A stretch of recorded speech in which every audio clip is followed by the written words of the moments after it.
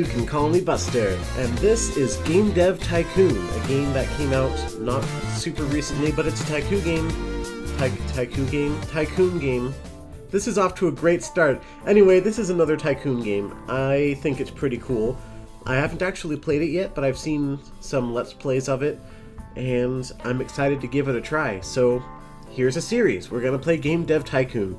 So, welcome to Game Dev Tycoon. In this business simulation, you have been transported back in time to start your very own game dev company, right at the beginning of the PC revolution. In the next 35 years, you can build your dream company, create best-selling games, gain fans, and become the leader of the market. Before you can start your adventure, you have to give your upcoming company a name. Now, those of you who have been around my channel for a little bit know that I kind of have actually dabbled in game design, like, in real life. And when I did that, I called my game company Underdog Creations. So that's what we're going to be going with here, and my player name will be Buster, as usual. I can change the way I look. Let's see. I can't give myself a hat, can I? I guess that's fine. The shirt. I'm wearing my Pokemon Evolution shirt right now, so let's just make it a blue. That should work, maybe. Yeah, that's probably the best I got. Alright, well, let's go with that. Supporter. Support a young startup. Buy the game. Oh, okay. I got an achievement for buying the game. Cool. Alright, so... Alright, so I can left click, right click does nothing. Alright, develop a new game. Before development can begin, you have to decide what kind of game you want to create and give your game a name. You can also select which graphic technology your game should use. Your options are initially limited, but once you have a bit of experience, you will unlock new options. Okay, cool. So, before we name it, let's look at the topics. Oh. That's not a great selection to start with. Detective, abstract, mythology, assassin. Well, we're talking, like old school PCs in like the 70s and stuff. So I'm thinking like a text-based adventure game, which I think a detective game would work. Let's see. What kind of game would a detective adventure, yeah, an adventure game. Ooh, the C64, the Commodore 64. It has a little bit more market share, but it also has a huge development cost. I don't know, I feel like I'll put it on PC, because that's what I know. Okay, well, here we go. Our first game is going to be a detective text adventure game. So what do we call this? We'll call it, I don't want to go for Sherlock Holmes, because that's too obvious, right? Let's see. Holmes. Let's see. I've got something brewing in here. Just give me a sec. Let's see. Unlocked vacations. So that's like Sherlock, except it's unlocked, and instead of Holmes, it's vacations, because being on vacation is the opposite of... Let's just go with that. It doesn't really matter. Oh, I can have actual 2D graphics, huh? I didn't know that. Well, we'll go text-based, since that's what I said I was going to do. Text-based detective adventure game. Oh boy, we have a 1 in design and technology. Yay! Game development runs through 3 stages. At the beginning of each stage, you can decide what areas of the game you want to focus on. Picking the right focus for your game greatly increases the points you generate. Okay. Think about what areas are important for your game, and decrease the focus on areas you think are less important. If you want to read a brief description, okay, help me, whatever. Oh, okay. So, we've got story quests, gameplay, and engine. I don't know if we need much in engine because it's a text-based game, but let's see. It's a detective adventure game, right? So, I think maybe gameplay. So if I just put everything all the way to the top, it'll just be an even spread like this. So I think maybe a little bit less on the story quests, and I'll do something like that for the engine. I want gameplay to be king on this. That probably works. It's mostly in gameplay, maybe like a quarter or 2/5 or something in story quests, and engine is not so important. In fact, let's put this all the way down, and then that's like a quarter into story quests and halfway. Well, put it up a little bit. I don't know. It might be somewhat important. Let's give that a go. Let's see how it works. Game development has now started. But I had bubbles before. Okay.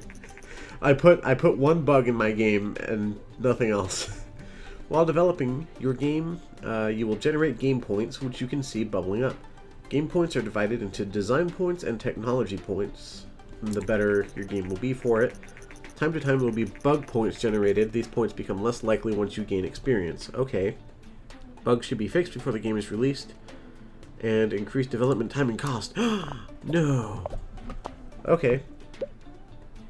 Alright, so we're on stage 2 already. So we have a 3 in design and 2 in technology.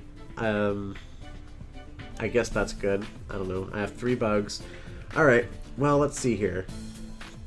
For a detective adventure game, it's a text-based something, I don't know. Dialogues is probably important. Level design, I mean, it's all text, so how are you gonna design a level? I don't know. AI probably isn't super important. I'll put level design like halfway up, something like that. Dialogues I feel like is probably going to be important for this. I honestly have no idea. I do know that it's based on the genre and topic of the game that you're making, depending on what's important or not. But for now I'm just going to have to keep playing and learn what works and what doesn't. Unlocked vacations. Alright, here we go. Tutorial. You can select additional features. Right now you can only pick basic sounds, but your options will increase quickly. Selecting additional features makes the game better, but also increases its cost. Okay. You will see the graphic type you selected when you define the game. This is just to remind you of your choice. You cannot change the type of graphics mid-game. Oh, okay. So we've got text-based graphics and... Oh, I can choose not to put any sounds in the game and it'll cost nothing. Okay, well, for a detective game, do I care about world design, graphics? It says it's text-based graphics, so is it more like ASCII art? Or is it just like a text adventure? Because that's what I was thinking in my mind, like a text adventure game, you know, where it just... black screen, white text, it says, oh, you look in a room, and what do you see? It's like, look at room, and it's like, you see a desk, and on the desk there's a lamp. You know, that sort of thing. That's what I thought. I don't think sound is super important for that. Graphics, I don't think that's important either. Let's just put it into world design. I don't know, I fear that graphics is more important than it seems, even though it's text-based graphics. But let's give it a go with world design. I feel like that's most important for a detective adventure game. Not that I would know. Okay, so it's complete, but we still have 8 bugs in it. You can press the finish button to publish your game, but you'd only do that when you fix the majority of bugs. Okay. Releasing a game without fixing bugs can severely affect your rating, so you should only ever consider that if you need cash and can't afford to wait. Like EA. What? I didn't say anything. Alright, so we're fixing the bugs. There's a Pong blackboard over here. Okay, so we've got no bugs. Oh, monthly costs. I better release this then. Alright, while developing games, you gain XP and improve your skills. I just read experience as XP, just like without even thinking about it. That shows how much I play RPGs, I guess. When development is completed, you will be presented with a summary of the experience gained. I almost said XP again. Alright, new topic, new combo, engine, gameplay, story quests, dialogues. Oh, so you get XP in every, like, specific little thing. And the more you put into those things, the more experience you gain. And of course, I actually gain experience myself. So I guess this is... Why do I gain experience from this stuff separately from my actual character experience? It seems like I would gain this experience all as one character. well, I guess that's fine. Anyway, we got an 11 in design and 7 in technology. I guess that's good. Unlocked vacations. Release it. Let's see how our... Oh, create a game with a good topic genre combination. Oh, okay, cool. I guess that means we did well on this one. Your game is now complete and will be handed off to publishing. We should see reviews and sales coming in for the game soon. So how do I already have a publisher if this is my first game? I guess that's a good question. How did people get their games published before the era of Steam and indie games? First reviews for Unlocked Vacations. Let's see what we've got. 6 out of 10. I like it. Star Games. 5. Falls a bit short. It's not good. Informed Gamer. Game Informer. Adventure games work well on PC. It's a 6. Come on, give me a 7. Give me a 7. Could have been better. Okay, alright. Well, 6s and 5s across the board. It's like a 5 point something. I don't know. It's okay. It's not the best. I guess I shouldn't expect too much. I have no idea what I'm doing, so... After publishing a game, you can invest a little bit of time to analyze your creation and generate a game report. Game reports are a great way to gain research points as well as valuable insights into what works and what doesn't when developing a game. Close this message and then click anywhere on the screen to bring up the action menu. Generate game report. Ooh, research. What's this? Game history. Well, let's do the generate game report. Unlocked vacation. It's a 5.75. Unlocked vacations. Maybe the story has to do about it's a detective game, so the mystery is people go on vacation, and then while they're on vacation they start mysteriously disappearing, and you have to unlock the mystery of the vacation. See what I did there? Ooh, news. Underdog Creations, a newcomer in the game industry, has just released their first game, Unlocked Vacations. The game received favorable reviews. Did it? Did it really? With such a good start, Underdog Creations are sure to gain fans quickly. Oh, that's cool. I have 0. Let's see, how many we're going to sell in the first week. Unlocked Vacations sold 3.5k units in its first week on the market. We made it into the charts at number 75. Well, now that your game is on sale, you will receive the income from the game every week. You can see how well your game is doing by looking at the sales graph in the graph at the top right of the screen. Okay, we sold a little over 3,000. I don't know if that's good. Unlocked Vacations was so successful that we now have a whole 18 fans. Alright, cool. That's probably about as many fans as my YouTube channel has. Okay, too real, too real. I'm not gonna say that anymore. Game reports are a great way to gain... Didn't you already tell me about game reports? Now that you've completed... Oh, it's a good idea to look at the research menu? Okay. Click anywhere. Game report. Our post-release analysis of Unlocked Vacations is complete and we got the following results. Detective and adventure is great. World design seems to be very important. Okay, so it's a good thing I put a lot of time into world design. That's it? Nothing else? Okay. That's good. So we're making money. I'm actually not making any... Oh, wait, never mind. Yes, I am. I was going to say, I'm not making any profit because I started... Oh. I started with 70,000, and it's kind of like going up and down. Well, let's see. Research. Research is important to get new options and make better games. So we got to save research points, and then we can develop game engines.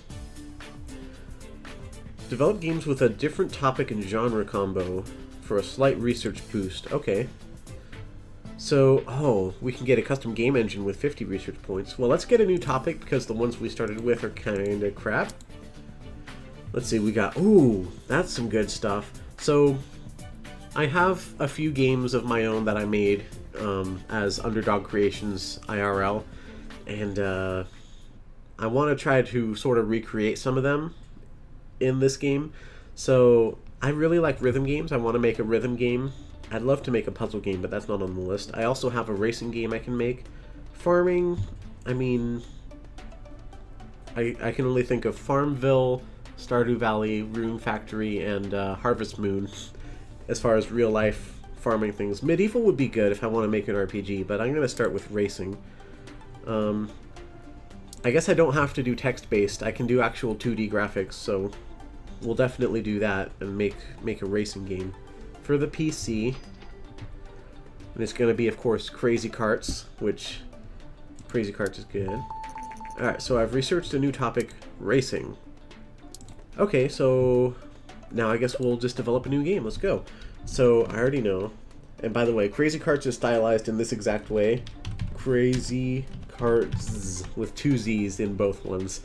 I don't know why I did that or why it has to be in all caps, but I was making games since I was like 13 or something, and this was one of the earliest games I made. So Crazy Karts, it's going to be an action racing game for the PC, I believe. I don't really know anything about the Commodore 64, so I'm just going to stick with PC for now. Good old DOS games. So 2D graphics. So let's get going. Recent market suggests that the Govador G64 is steadily outselling competitors in the PC sector. Consumers prefer the lower price, greater availability, and flexible hardware config over other home computers. Experts say it might spell the end of competing hardware manufacturers. Well, that didn't happen, did it? Oh, game off the market. Okay, well, let's look at this. So, it's a racing game. Who cares about story quests? Engine is probably important. Maybe not that important. I want to put more into gameplay, because I think that's probably the best. A little into engine, that's fine. So, Unlocked Vacation is now off the market. It sold less than 10,000, generating 62,000 in sales, though. But I ended up losing money off of that, I think, in the long run. So that's not great. It's not actually that great a start, I guess, but let's see. So racing, who cares about dialogues? Probably level design. Actually, AI is probably important, since you don't want to race against people who suck. I mean, well, I could always just put rubber banding in the game. There's that, yeah. Rubber banding. But yeah, I'd rather have some cool courses. In fact, I think I might do like this. Just have it half and half between the race course design and the AI racers. And then, of course, the dialogues don't matter. Who needs dialogues? It's just going to be text in the menus to select your course and stuff. This is like early PC stuff, so it's not like we're going to have voice clips or anything. Okay, so we've got 2D graphics and basic sound. I think sound is important for racing because, you know, you want to hear the rev of the engine and all that sort of stuff.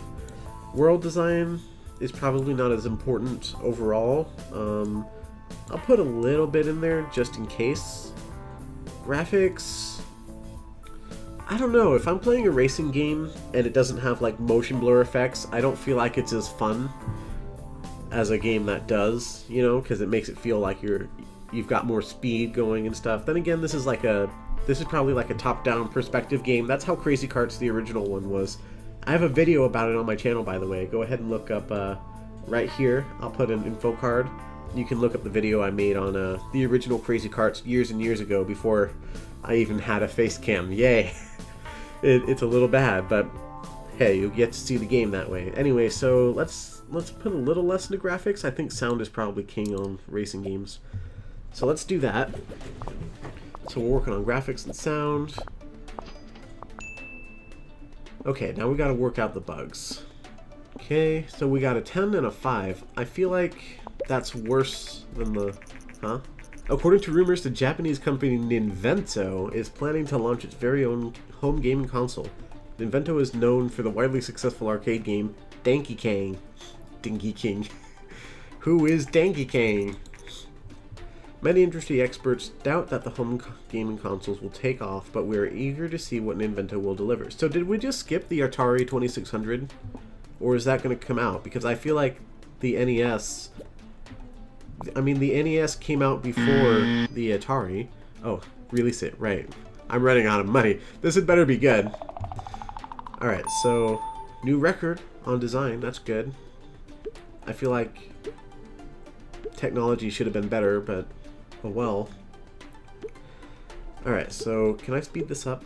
Yes, I can. Okay, well, I've got a new design record, so that's good. That's at least better.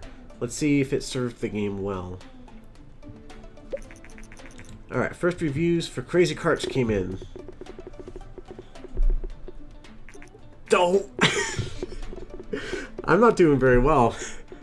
4 or 5 have seen better. Not bad, not good. Come on, guys. Racing games are fun.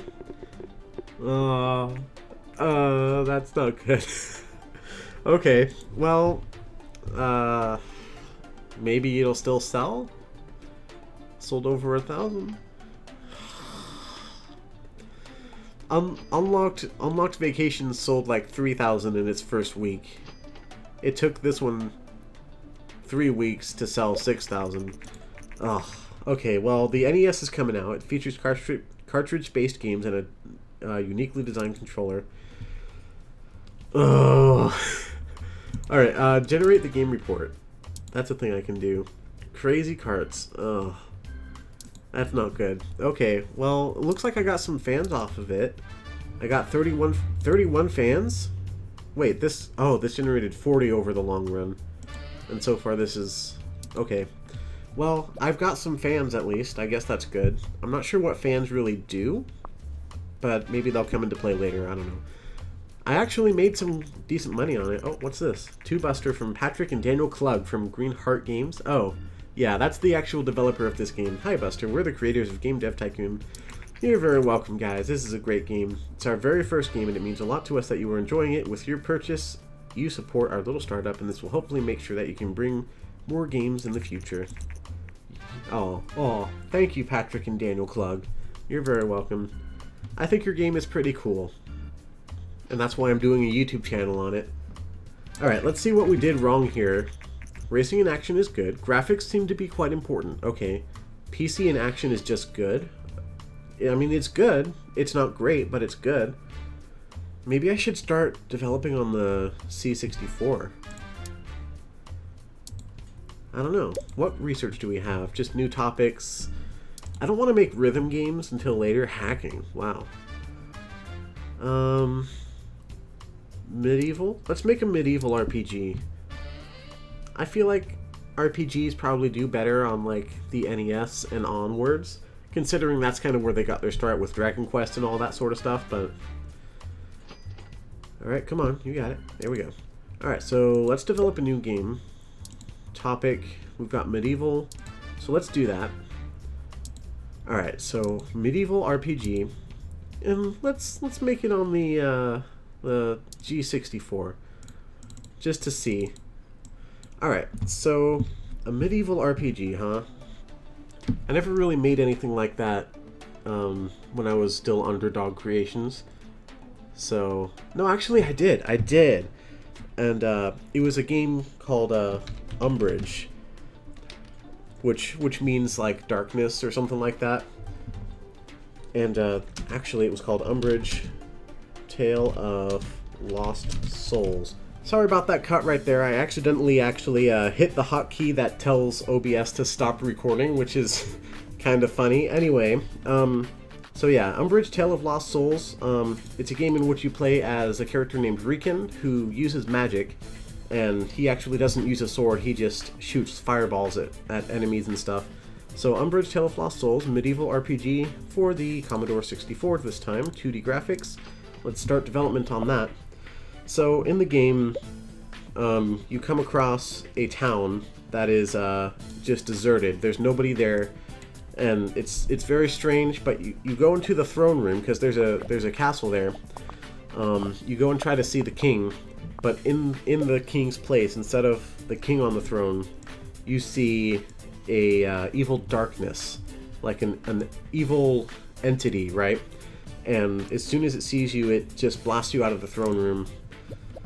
I think I'm doing well on those. I know that RPGs are more about the story and the dialogues and stuff. Ooh, the NES is released. So then your goal is to go out throughout the world and find the different denizens of the town and slowly defeat all of the enemies that the evil darkness threw out into the world. Let's see, world design, probably graphics a bit more and sound less. And you slowly defeat bosses and get more NPCs in the town, and every NPC that you rescue will open up a shop, so you'll get an item shop where you can buy potions that you can heal yourself with, and one of them will open up an inn where you can go to heal, and so on and so forth. And once you finally defeat all the bosses, you go throughout the story and you get like a special MacGuffin item, and you unlock new abilities that you can use, and you can go back to previous areas of the game and find new collectibles and new enemies that you can fight and stuff like that to get more experience. And then at the end of the game, you finally come up with your huge encounter against the evil darkness, and you destroy it and you save the town. So that's what this game is. This is Umbridge, Tale of Lost Souls. Let's see how well it does as a medieval RPG where you play as a mage. So our first reviews just came in. Come on, Umbridge, do well. Ooh, 6, okay. Come on, give me a 7. Oh no, this is gonna be a repeat of Crazy Carts, isn't it? Come on, give me a 7. Yes. Oh, good, enjoyable. Game Hero, thank you. I hope most people read Game Hero. Well, that'll push it up higher on average compared to Crazy Carts. Guys, I have hidden gems. These magazines just don't know what they're talking about. It's before their time. Contracts have now been unlocked. To see available contracts, close this message and click anywhere to bring up the action menu. Hi there. I've just finished Umbridge, and I am impressed by your talent. I'm in the contracting business, and we could use skills like yours. If you're ever short on cash, let me know. I am a little short on cash. We'll see if I have some work for you. Okay, cool. Alright, we sold over 10k of Umbridge, so that's good. That's awesome. That's the best we've done so far. So this episode is getting a little bit long, so let's go ahead and generate a game report for an exact 6. That's the best we've done so far. It's not the greatest, but it's the best we've done so far. So let's see what worked for Umbridge and what didn't. Maybe the Commodore 64 doesn't really like RPGs much. Let's see. So, medieval and RPG is good. Graphics seem to be important. Okay. So that's it. That's all I got. Alright, well it looks like Umbridge actually did make us some pretty good money. So we've got 46 research points. We're this close to being able to create our own game engine. Ooh, aliens. My goodness. Alright, well, I don't think I want to do a new topic. I think I'll do one of these existing ones next, just to get some more research and make some more cash, hopefully. That's going to do it for this episode, though. Let me know what you guys liked about this, if you guys enjoyed it. Make sure to leave a like. But anyway, that's going to be it for this episode, so thank you guys ever so much for watching. Please remember to leave a like, and don't forget to subscribe before you go. But until next time, goodbye, everyone.